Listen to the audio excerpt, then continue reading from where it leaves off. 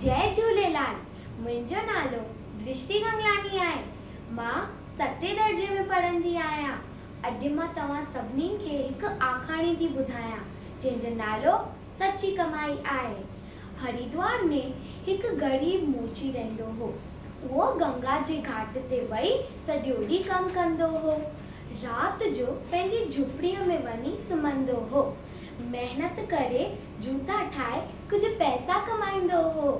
अहिड़ीअ तरह रुखी सुखी रोटी खाईंदो हो।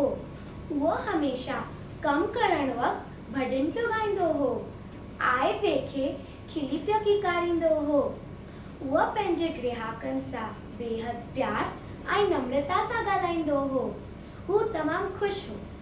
हिकु ॾींहुं हिकु साधू वटसि आयो। साधू पंहिंजी झोलीअ मां हिकु पथर कढी ॾिनईंसि ऐं चईंसि, इहो पारस जो पथर आहे, लोहे खे सोन में बदिलींदो आहे, तूं पाण वटि रख। त मोची खिली करे चईंसि, महाराज माफ़ कयो, मां महिनत सां कमाईंदो आहियां, मूंखे कंहिंजी बि मदद जी ज़रूरत कान आहे।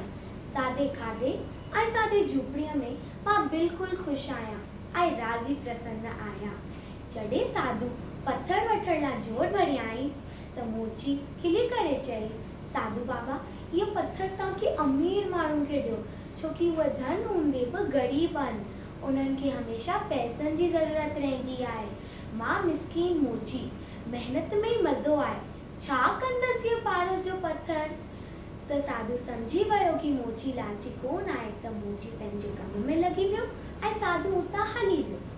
इन आखाणी मां असांखे इहा सिख्या थी मिले कि असांखे कॾहिं बि लालच कान करणु घुरिजे। जय झूलेलाल।